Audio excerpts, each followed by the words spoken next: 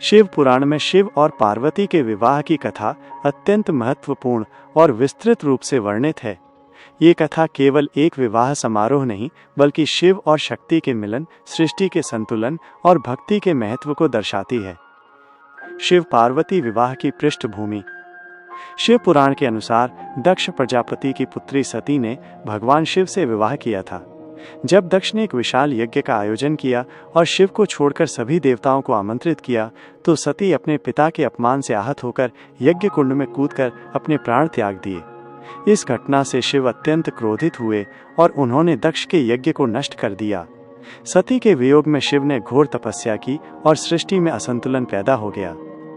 इधर सती ने अगले जन्म में पर्वतराज हिमवान और रानी मैना की पुत्री पार्वती के रूप में जन्म लिया।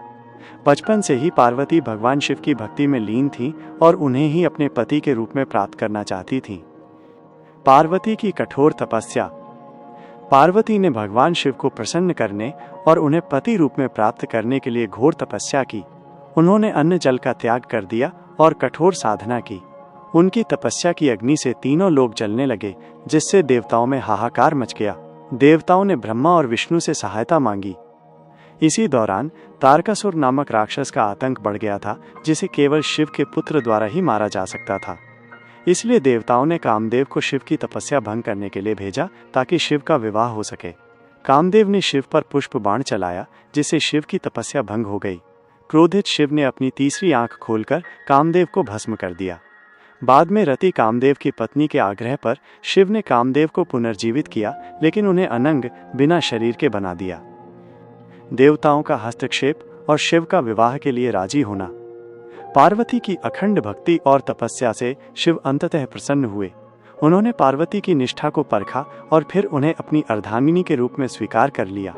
देवताओं ने विवाह का प्रस्ताव रखा, जिसे शिव ने स्वीकार कर लिया। अनोखी शिव बारात। शिव विवाह की बारात अत्यंत अनोखी थी। जहां पार्वती की ओर से उच्च कुलों के राजा, महाराजा और शाही लोग शामिल हुए थे, वहीं शिव की ओर से कोई भी सांसारिक परिवार का सदस्य नहीं था। शिव स्वयं नंदी पर विराजमान थे और उनके साथ भूत प्रेत, बेताल, डाकिनी, शाकिनी, ब्रह्म राक्षस और सभी प्रकार के जीव जंतु, कीड़े मकोड़े भी नाचते हुए चल रहे थे। भगवान विष्णु, ब्रह्मा और अन्य देवता भी इस बारात में शामिल थे। जब बारात हिमालय के द्वार पर पहुंची, तो शिव के विकट रूप और उनके गणों को देखकर मैना, पार्वती की माता, भयभीत हो गईं और बेहोश हो गईं। देवताओं ने उन्हें समझाया कि शिव परम कल्याणकारी हैं और उनका यह रूप केवल बाहरी है। बाद में भगवान विष्णु और चंद्रमा ने शिव को दूल्हे के रूप में तैयार किया, जिससे वे अत्यंत मनमोहक लगने लगे। वंश और गोत्र का प्रश्न। विवाह समारोह से पहले वर वधू दोनों की वंशावली घोषित करने की रस्म थी। पार्वती के वंश का बखान बड़े धूमधाम से किया गया।